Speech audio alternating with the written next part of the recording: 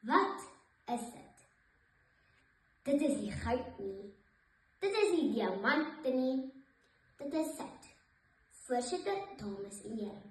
Hierdie klein wit korreltjies het groot krag, want dit laat kos lekker proe. Ons liggame het dit nodig en eens op 'n tyd was dit so waardevol soos goud.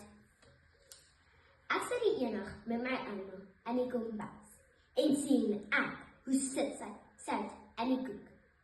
Ek dog sy met 'n braadskrif weer gaan toets, want sy moes verseker nie dieselfde keer gelees het. Maar nee, sy het sout as prins ingegooi. Sy sê, sout speel 'n belangrike rol in kos. Ouma sê, net 'n knippie sout maak die kos geurig, maar gly jou hand en dit is oneetbaar.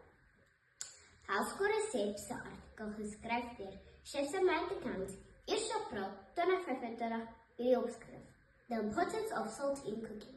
Sê die skrywer dat wanneer jy sout korrek gebruik, bring dit al die geur van al die ander bestanddele in daardie gereg na vore. Sout is kos se trompop. Met 'n knippie sout kan 'n hele gereg ophelder en dit bymekaar bring. So my ouma was eintlik nie mal nie. Sout maak die koek soeter. Na ek my skok met die sout in die koek, het ek skepties geraak. Want soos die meeste mense weet, is die ding wat heerlik smaak, dit was nie die gesondste keuse nie. Tog my navorsing interessante teenpunt in die lig gebring. Sout is nie bloot 'n smaakversterker nie. Dit is 'n noodsaaklike mineraal in die menslike liggaam. Volgens Wendland se artikel Sodium in Diet, geskryf deur navorser en professor chirurgie en kanker Stefania Lenetti, bring die liggaam sout om bloeddruk en bloedvolume te reguleer. Dit is ook noodsaaklik vir die korrekte funksionering van spiere en senuwees.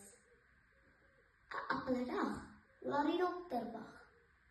Maar, dan kom jy op met 'n bietjie sout. Wag die dokter vir 2 dae. En die ou dae is dit so belangrik dat mense dit soos geld gebruik het. Hulle het dit selfs wit goud genoem. Die artikel in Marula Media, 18 Augustus 2025, plaas as by die opskrif. Uitdrukking, jy sou verdien, geskryf deur joernalis Sunay van Heerden. Verduidelik sy dat jy waardevol geld gegee is en dit op plekke gebruik was om mense te betaal vir geldstelsels ontwikkel was. As ons nog in daai tyd was, so mamma sommer vir my, wysig en sy kom betaal het. Gelukkig vir my trouwens vandag regte geld. Anders het ek al my geld opgeëet. Dames en here, sit is nie net op ons tafel vir versierings nie. Dit broei lekker. Dit is noodsaaklik in ons liggaam. Dit het 'n ryk geskiedenis.